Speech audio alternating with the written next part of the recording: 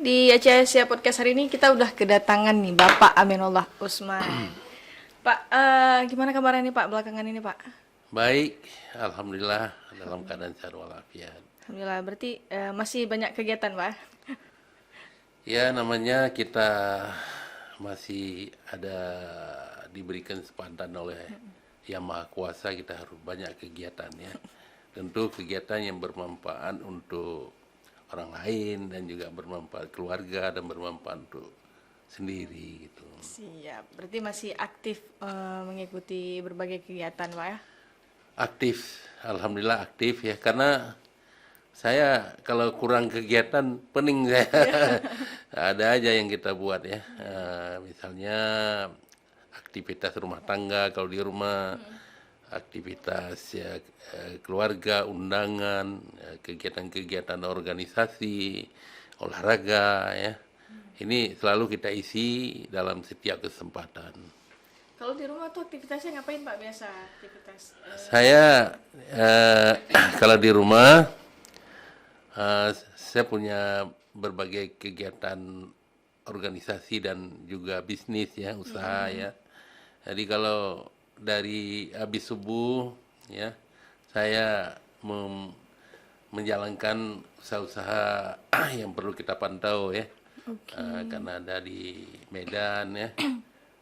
Jadi ini kita komunikasi pagi-pagi. Kemudian juga di samping itu kadang-kala kalau malam kami duduk sama keluarga ya, ngobrol apa ini saya berikan wejangan buat anak-anak ya yang bergerak di usaha, yang bergerak di organisasi. Ini sering kami dan kadang-kadang juga ada teman-teman yang datang ke rumah ya, ada tamu, kita layani tamu. Olahraga juga ya, itu tetap ya. Intinya tetap ada family time Pak? Oh ya, tetap harus family time harus berjalan. Oke. Pak, ini kemarin kan kita sudah melaksanakan pemilu maksudnya. Iya. Bapak kan kemarin juga mencalonkan sebagai salah satu calon legislatif DPR RI. Iya.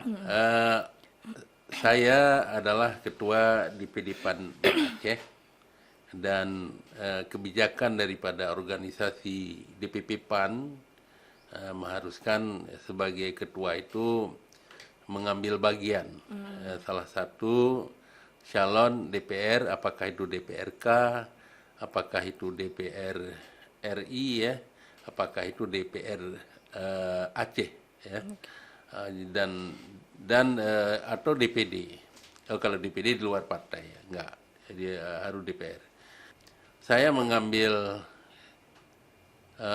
pilihan adalah memilih anggota DPR RI untuk Dapil 2. Karena di Dapil 1 sudah banyak ya yang lain ya. Kita pilih di Dapil 2, kita harapkan Dapil 2 itu ada ketua juga DPW ya. Kita berharap dapat kursi di sana. Tapi karena kita sudah bekerja keras ya, sudah berusaha semaksimal mungkin, ada 8 kabupaten, kita terus adakan berbagai aktivitas dalam pencapaian suara. Namun Allah belum menentukan keberuntungan bagi kita.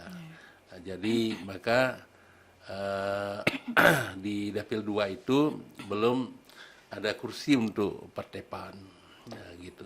Oh, berarti Dapil 2 belum ada Pak ya? Belum ada ya. Nah, kalau sekarang ini Bapak lagi mempersiapkan diri untuk kembali mencalonkan diri sebagai wali kota Banda Aceh. Iya. Ya, Pak. Iya. Saya merasa bahwa perjuangan dan kerja keras itu masih banyak bidang terbuka lebar ya. Sekarang ini sedang dalam sibuk-sibuknya semuanya ya. Dan tidak hanya kita, berbagai partai lain sedang sibuk-sibuknya mempersiapkan untuk mencalonkan menjadi calon wali kota Banda Aceh, kepala daerah lah ya, baik gubernur maupun bupati wali kota se-Aceh dan Indonesia bahkan, karena itu pilkada bersama di tanggal 27 November 2024 nanti. Jadi sekarang sibuk kita mempersiapkan dan saya mempersiapkan kembali untuk mencalonkan diri sebagai wali kota Banda Aceh periode 2025-2030 nanti ya, yang pilkadanya dilaksanakan pada 2024 ini. Oke. Sejauh ini bagaimana Pak persiapan Bapak untuk pencalonan dan juga pilkada nanti? Iya, PAN adalah partai yang memenuhi syarat untuk mencalonkan eh, karena memiliki 5 kursi dan kita sudah mendaftar di Partai PAN. Saya sudah mendaftar di Partai PAN karena kebetulan saya ketua sendiri ya. Dan satu-satunya yang mendaftar, sementara calon lain hanya mendaftar di tingkat wakil ya. Jadi kemarin kita sudah menerima dukungan ataupun rekomendasi dari DPP PAN bahwa saya calon tunggal ya di Kota Banda Aceh untuk calon wali kota Banda Aceh 2025-2030 nanti. Alhamdulillah. Alhamdulillah. Kalau melihat Kota Banda Aceh, Pak, menurut Bapak apa sih yang perlu dimajukan di Kota Banda Aceh? Kalau kita lihat kan Banda Aceh itu kan banyak sekali potensi yang bisa dikembangkan gitu. Kalau menurut Bapak gimana? Iya, begini, saya adalah incumbent ya, ataupun wali kota periode 2017-2022 yang lalu. Saya merasa belum puas karena pada saat saya menjadi wali kota, 2 tahun baru bekerja, dunia dilanda COVID yang berimbas juga kepada kita Banda Aceh, sehingga kerja-kerja yang sudah kita programkan dalam visi misi kita tidak bisa maksimal karena COVID-19, dan yang paling kita fokuskan adalah kemanusiaan, bagaimana menyelamatkan masyarakat kita dari COVID-19 ya, wabah COVID-19, sehingga mereka kita utamakan ya untuk kesehatan ya, bidang kesehatan, dan juga mereka pada saat itu banyak yang tidak bisa bekerja, tapi bagaimana peran daripada pemerintah bisa memberikan kepada para masyarakat kita yang sedang dilanda COVID-19. Maka saya selaku wali kota waktu itu tentu ini tidak puas ya, karena sedang bekerja tapi Ada musibah, Pak. ada musibah COVID-19. Banyak hal yang sudah kita rencanakan pada visi misi Gemilang Jilid 1 ya, yang kita fokus pembangunan dalam bidang agama, ekonomi, dan pendidikan. Namun ada hal yang masih perlu menjadi perhatian kita. Misalnya dalam bidang agama ya, dalam bidang agama, dan juga ini menjadi program Gemilang Jilid 2 nanti. Dalam bidang agama tentu kita penguatan penegakan syariat Islam ya, dan juga tidak kalah pentingnya adalah penguatan dalam dukungan sarana ibadah seperti bantuan kepada masjid, bantuan kepada musala-musala, bantuan kepada pesantren. Ini menjadi fokus kita ke depan ya, karena belum maksimal di periode pertama. Begitu juga banyak hal lain yang dalam bidang pendidikan, dalam bidang agama ini yang perlu kita tingkatkan. Kemudian di samping itu adalah pembangunan dalam bidang ekonomi, tentu ini banyak hal juga yang harus menjadi perhatian kita, terutama bagaimana kegiatan ekonomi di Kota Banda Aceh itu bisa meningkat kembali, seperti dulu ya kita pembangunan dalam bidang UMKM ya, peningkatan pembangunan dalam bidang UMKM memang terjadi pertumbuhan yang signifikan. Contohnya adalah UMKM pada saat saya baru menjadi wali kota tahun 2017 itu 8.900 UMKM. Tapi di akhir saya menjadi wali kota di 2022, UMKM Banda Aceh sudah meningkat menjadi 17.300. ini masih dalam suasana COVID, tapi kita di masa COVID kita banyak memberikan perhatian kepada UMKM. Terutama sekali adalah kita membantu peralatan usaha, kemudian membantu modalnya ya, walaupun ala kadar ya, tapi mereka merasakan sehingga mereka bisa hidup, bisa bangkit dalam suasana COVID-19. Kemudian alhamdulillah juga pertumbuhan ekonomi bagus ya, 5,53% pada saat saya sudah berakhir menjadi wali kota itu saya kira cukup memadai ya. Kemudian indeks pembangunan manusia juga cukup baik dengan angka 85,71%, itu terbaik nomor 2 Indonesia dari 514 kabupaten kota. Nomor 2 kita setelah Yogyakarta. Jadi kita nomor 2. Kemudian di samping itu income per kapitanya juga terus naik ya. Ini yang membahagiakan bagi warga kota. Kemudian di samping itu yang paling saya membanggakan adalah terakhir saya menjadi wali kota, angka kemiskinan itu 7,13%. Ini di bawah 1 digit, ya 2 digit ya. Di mana Aceh itu kan kita tahu daerah paling miskin, yaitu 14,45%, termiskin di Sumatera. Tapi Banda Aceh 7,13% adalah paling terendah angka kemiskinan di Aceh adalah Banda Aceh, ya satu-satunya yang paling rendah. Banyak indikator lain ya yang harus kita lakukan ya. Kemudian dalam bidang kesejahteraan masyarakat, seperti saya belum puas Banda Aceh ya, kita sudah membangun dan merehab rumah duafa itu 800 rumah. Tapi kita tahu bahwa masih kita lihat di ibu kota provinsi ini ada masih rumah-rumah warga yang di tengah-tengah rumah orang kaya, di tengah-tengah rumah pejabat, masih ada rumah-rumah yang kumuh ataupun tidur masih di atas tanah. Ini tidak layak huni artinya ya. Nah, ini harus kita tuntaskan.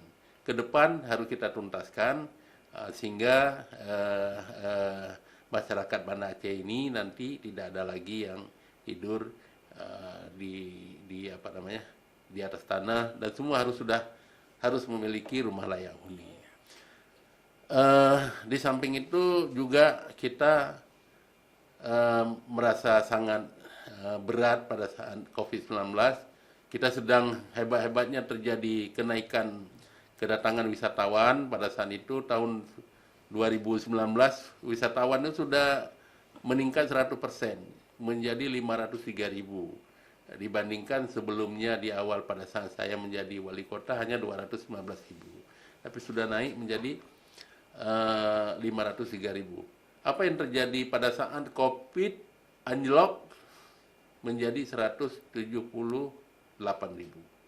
Nah, jadi inilah yang menyebabkan akhirnya kita tidak bisa maksimal, pendapatan asli daerah turun drastis, ya, yang sumbernya adalah dari pajak perhotelan, dari restoran, dari aktivitas masyarakat yang berkurang, ya, perdagangan berkurang. Jadi akhirnya kita terganggu dalam pembangunan, dan apalagi program-program yang kita jalankan dari pemerintah pusat banyak yang direkomposing yang harus kita kurangi, yang tujuannya adalah memfokuskan untuk keselamatan warga kita ataupun mengutamakan kemanusiaan ya dari wabah COVID-19. Berarti nanti Pak, ketika Bapak ke depan ini nanti misalnya menjadi wali kota lagi, Bapak tetap akan melaksanakan program rumah duafa dan juga memerangi rentenir seperti sebelumnya, Pak? Oh iya, itu saya belum habis menceritakan ya. Masih banyak yang kita lakukan. Sebenarnya pada saat saya menjadi wali kota Banda Aceh, kita berhasil mendirikan lembaga keuangan mikro syariah, yaitu PT Mahira Muamalah Syariah, dengan targetnya adalah untuk membantu dunia usaha, UMKM, ataupun pedagang sangat kecil ya, asungan ya, dan juga UMKM pedagang kaki lima, Nah, ini kita dirikan LKMS Mahira sekaligus juga memberantas rentenir. Ya, rentenir ini kenapa? Memang hasil penelitian yang dilakukan oleh lembaga independen, di mana di Banda Aceh ini pada umumnya pada saat itu 2017 itu mereka melakukan usaha dan mencari modal itu lebih kepada rentenir. Karena apa? Karena memang lembaga keuangannya yang belum ada. Lembaga keuangan yang belum ada seperti Mahira Muamalah, bank tidak mengcover karena ini kadangkala mereka butuh 1 juta, butuh 500.000, kan nggak mungkin bank berikan pinjaman itu, paling berikan pribadi ya. Jadi kehadiran Mahira Muamalah 80% dari yang berurusan dengan rentenir, alhamdulillah 2 tahun berjalan turun drastis yang berhubungan dengan rentenir, di mana akhirnya pada akhir masa saya tugas sebagai wali kota turun drastis menjadi 2%. 2%. Hanya 2% lagi yang berurusan dengan rentenir. Ini tahun 2022 ya. Sekarang saya tidak tahu karena belum dilakukan penelitian. Tapi yang jelas bahwa lembaga keuangan itu sudah memberikan kemudahan dalam permodalan, sudah lebih dari 3.000-an lebih para pelaku usaha yang mendapatkan modal dari Mahira Muamalah yang memudahkan bagi para pelaku usaha kecil ini dan tidak ribawi ya.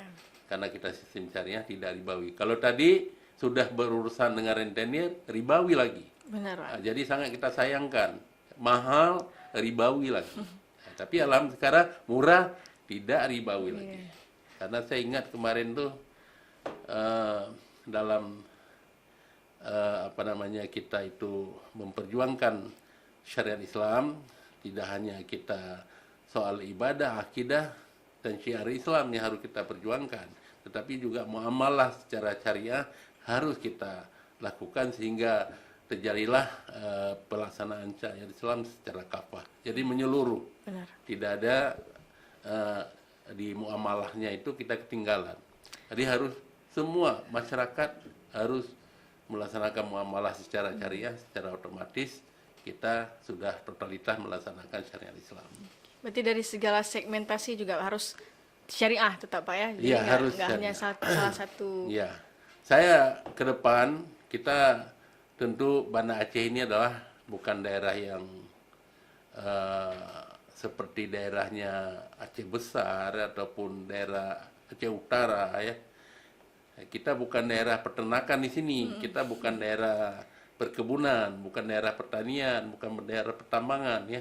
Tapi Banda Aceh adalah daerah perdagangan, daerah kelautan ya, yang menjadi prioritas dalam pembangunan. Tadi malam, alhamdulillah saya ketemu sama pawang laut ya, Kerung Cangkuy di pertemuan dalam rangka bagaimana permasalahan mereka selama ini dan apa yang diharapkan kalau nanti saya menjadi wali kota Banda Aceh. Mereka merasakan bahwa selama saya menjadi wali kota banyak perhatian ya, seperti mendapatkan fiber ya dan lain-lain yang alat-alat itu yang kita bantu. Namun ke depan mereka masih banyak yang mereka harapkan seperti kemudahan dalam mendapatkan BBM. Ini coba kita lihat nanti kalau kita menjadi wali kota apa yang harus kita berikan kemudahan kepada nelayan. Kemudian juga sebagai daerah perdagangan, daerah yang berlakunya banyaknya usaha UMKM, kita akan fokus meningkatkan sektor wisata. Kita mengharapkan habis masa jabatan saya nanti kalau saya menang menjadi wali kota, bisa wisatawan tuh datang lebih 2 juta wisatawan ke Banda Aceh. Sehingga ekonomi bangkit ya dan tentu membuka lapangan kerja dan angka kemiskinan semakin turun. Oke, sip. Karena Banda Aceh memiliki potensi untuk pariwisata halal gitu, Pak ya. Memang Iya, Banda Aceh ini kan seperti saya katakan tadi, daerah kita ini memang daerahnya perdagangan, daerah UMKM dan daerah wisata. Kita mau wisata bahari ada Sabang, ya. Mau wisata di pantai ada Aceh Besar. Mau wisata apa namanya itu di pegunungan ataupun di Laut Tawar ya, di Aceh Tengah Aceh juga Tengah. luar biasa ya. Kekayaan alam Aceh ini sangat mendukung untuk pengembangan sektor wisata. Kita Banda Aceh ada wisata kuliner, wisata Islami ya, Wisata sejarah lah. religi ya, wisata Iya. religi. Kita ada zikir ya. Nanti di Pendopo juga akan kita buka zikir lagi Yes. ya, dan masjid raya. Kemudian juga ada berkunjung ke apa namanya makam Syekh Abdul Rauf ya, Syekh Abdul Asingkili ya. Singkili, Syekh Fala. Kemudian juga banyak lagi objek-objek wisata di Kota Banda Aceh, dan juga wisata budaya yang ada di kota kita ini yang bisa kita jual bukan hanya untuk Indonesia tapi Ya, untuk mancanegara, mancanegara. yang bisa kita hadirkan sehingga menunjang ekonomi Kota Banda Aceh.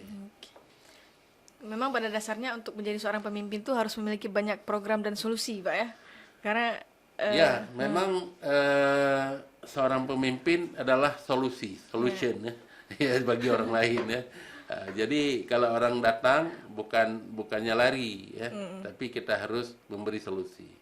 Ini adalah selama ini kita seperti itu, paling kurang pemikiran ya, yang harus kita berikan. Kita tidak bisa berikan modal, tidak bisa berikan tempat usaha, tapi ada solusi yang kita berikan sehingga mereka bisa hidup di Kota Banda Aceh. setidaknya ketika mereka memiliki masalah, kita mendengarkan dulu mereka, kemudian kita memberikan solusi Ya. dan lain sebagainya, Pak. Ya, benar memang. Kan misalnya persoalan pedagang kaki lima. Ya. Mereka ini jualan satu hari itu adalah untuk satu hari. Dapatnya keuntungan satu hari. Jadi kalau kita memberikan gangguan kepada mereka, ini sangat terpukul bagi mereka dan juga mengganggu usaha mereka. Seperti itu. Kemudian banyak juga hal-hal lain ya yang perlu kita tuntaskan seperti air minum ya. Ini yang sudah terlayani 92%. Tapi saya mau tuntaskan semuanya. Yang sedikit-sedikit lagi di periode berikutnya ini insya Allah akan tuntas. Karena kemarin juga karena COVID, jadi anggaran tidak maksimal kita gunakan untuk PDAM ya. Seperti itu. Oke. Nah, Pak, sebagai seorang pemimpin nih, Pak, menurut Bapak apa sih tantangan terberat ketika Bapak menjadi seorang pemimpin? Iya, saya ingin menyampaikan dulu, selama saya menjadi wali kota Banda Aceh, supaya orang tahu juga ya apa yang sudah kita lakukan. Oke. Yang pertama sekali adalah kita Banda Aceh, program yang pertama penguatan syariat Islam itu menurun, angka cambuk itu sangat menurun drastis. Oke. Dari 215 kali cambuk menjadi 57 kali cambuk. 57 yang kena cambuk, bukan kali cambuk. Jadi, Bukan cambuknya yang bukan dikurangi, Pak. cambuknya. Jadi artinya adalah dulu pelanggarannya 215 turun menjadi pelanggaran 57.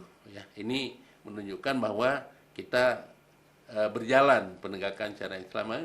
Akhir-akhir ini kan udah jarang kita dengar kan. Ya. Nah, itu kenapa? Eksekusi Karena cambuk. memang itu sudah kita kuatkan dalam penguatan syariat Islam. Memang tetap ada pelanggaran, itu nggak mungkin nggak ada. Dimanapun di negara hebat pun yang lain ya mungkin ya tetap ada. Nah, jadi ini kita tidak boleh berhenti untuk. Kemudian banyak tempat ibadah yang kita bantu, yang ada yang belum ada masjid apa belum siap kubahnya, belum siap puncaknya ya, belum siap ornamennya di dalam, kita bantu.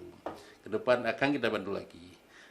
Kemudian di samping itu juga kita sudah membangun rumah duafa sampai 800 rumah, sudah selesai kita kembangkan UMKM dari 8.900 menjadi 17.000, dan PDAM juga sudah angka pengaduannya itu menurun tajam ya.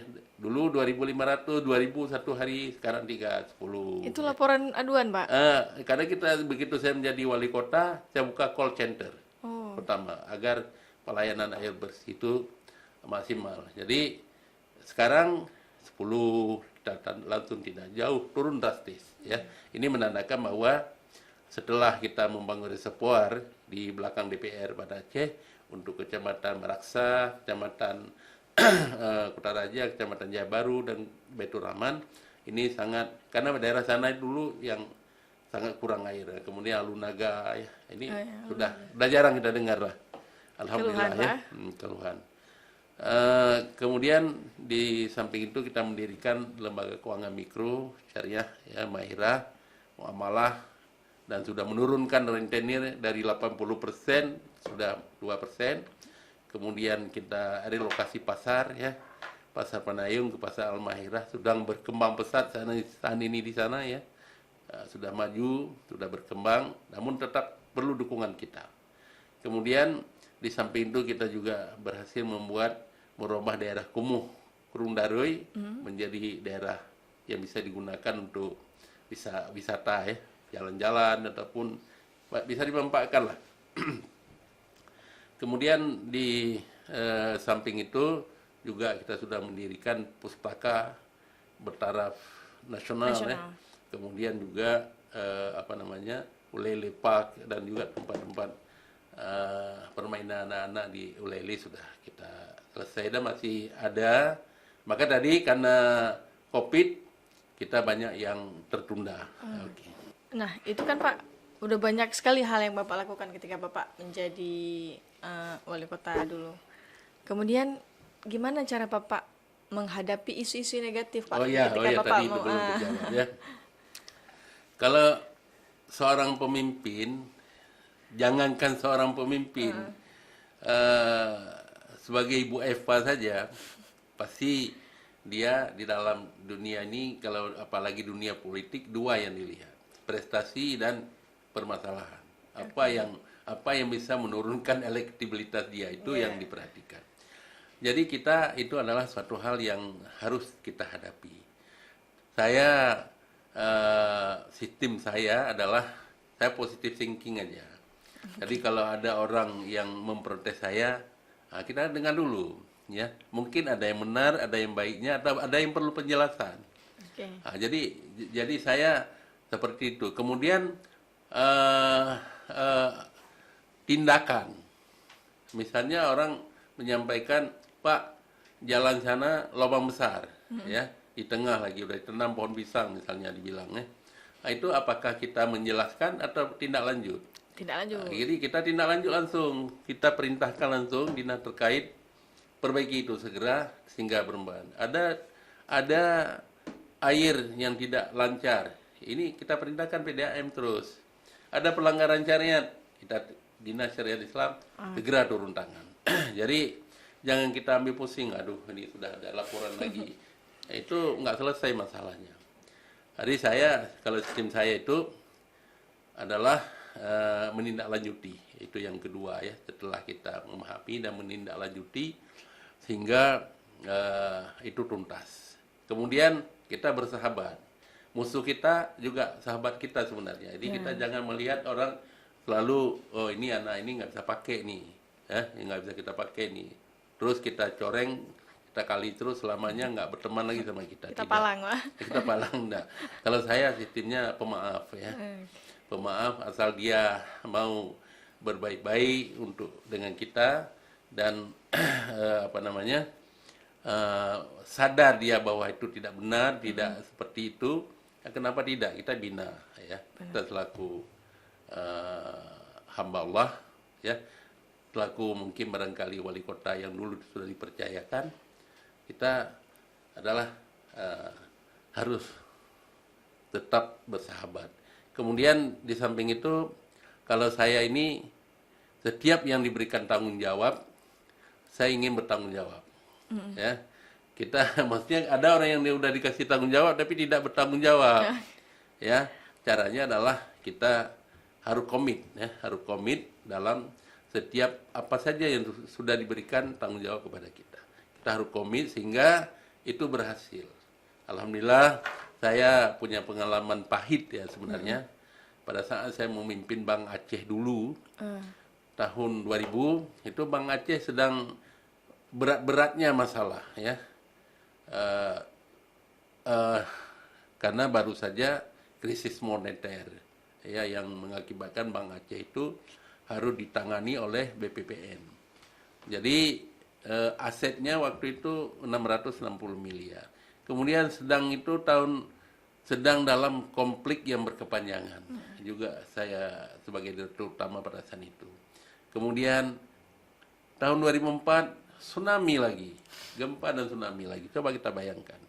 Tapi karena saya ingin itu yang terbaik, kerja-kerja ikhlas yang harus kita mengajak juga seluruh jajaran kita. Apa yang terjadi di akhir masa jabatan saya, Bank Aceh dengan yang dulu tidak sehat menjadi bank yang sehat, sangat sehat pada saat saya menjadi di akhir tahun 2010, dan asetnya dari 600 miliar menjadi 13 triliun. Nah, jadi ini kenapa? Karena tadi itu kerja-kerja ikhlas ya. Dan manajemen ini adalah menggerakkan semua potensi yang ada untuk bangkit ya, untuk maju dan untuk bisa mencapai suatu tujuan. Begitu juga pada saat saya menjadi wali kota. Begitu saya baru menjadi wali kota, mungkin itu memang cobaan bagi saya ya. Udah COVID-19. Tapi saya bangga, banyak yang kita kerjakan ya. Tadi sudah saya sampaikan, tapi yang paling penting lagi adalah 120 penghargaan yang saya dapatkan, baik dari dalam daerah Banda Aceh provinsi dan kota Banda Aceh, nasional dan bahkan internasional. Jadi ini kan membanggakan ya. Sehingga kalau saya hitung 5 tahun 60 bulan itu hampir satu bulan 2 penghargaan terdapatkan rata-rata. Jadi ini adalah yang selalu saya pertahankan. Saya selalu ingin, begitu juga saya kalau olahraga, saya ingin menang jadi juara. Bola mau juara. Dan itu terbukti. Saya kalau piala, mungkin kalau Ibu Epa datang, udah banyak sekali piala. Jadi kenapa? Karena kita setiap yang saya sampaikan tadi, setiap yang kita ikuti itu, setiap kita diserahkan tanggung jawab, kita bertanggung jawab untuk kesuksesan. Apapun itu Pak, walaupun kita mendapatkan masalah, kemudian kita mendapatkan tiada masalah yang tidak bisa diselesaikan. Tentu kita banyak orang, jangan selesaikan sendiri masalah.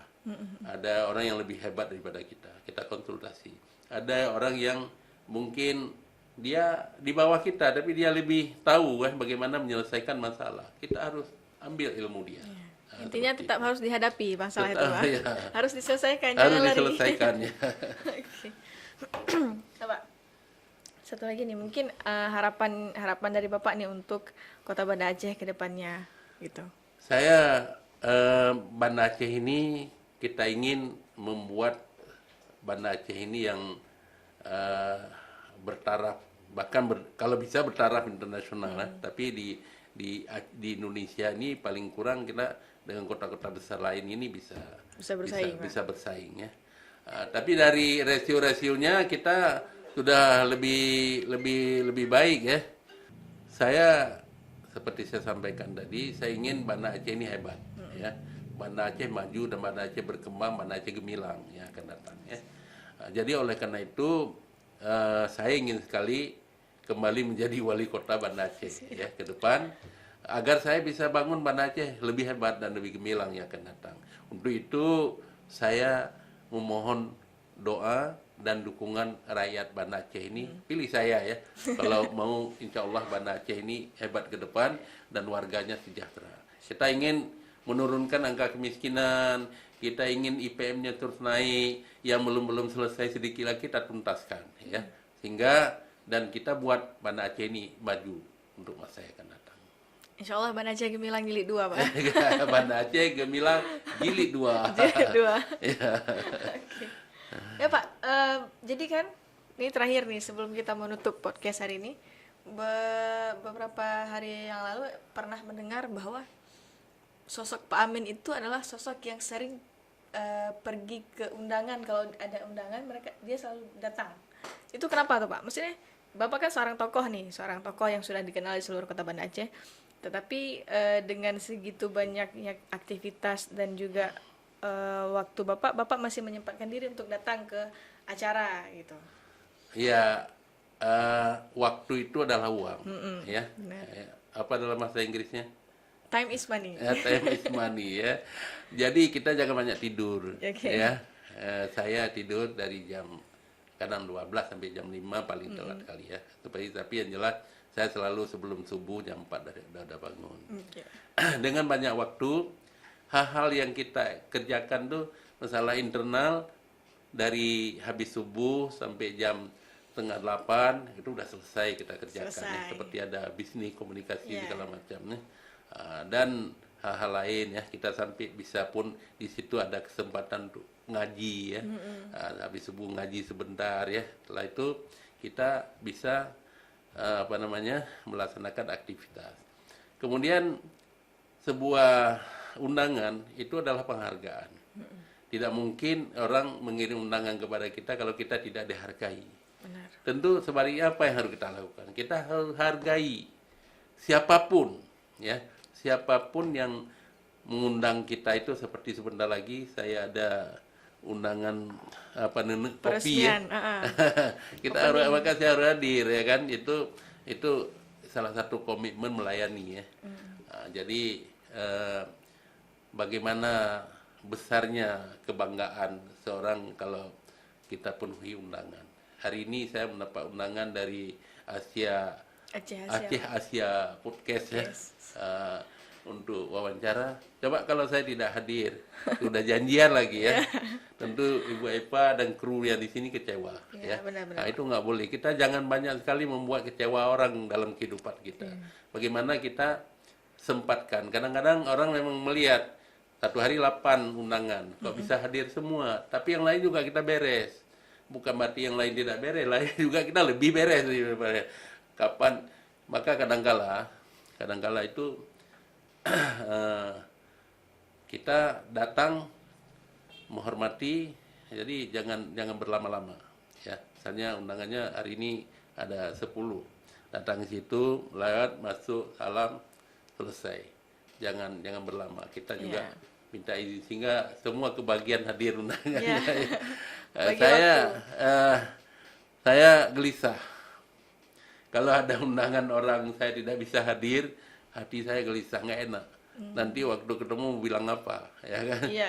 Nah, jadi tapi saya juga tidak pernah terganggu apabila saya menghadiri undangan. Kita sudah atur, maka tadi waktu adalah uang.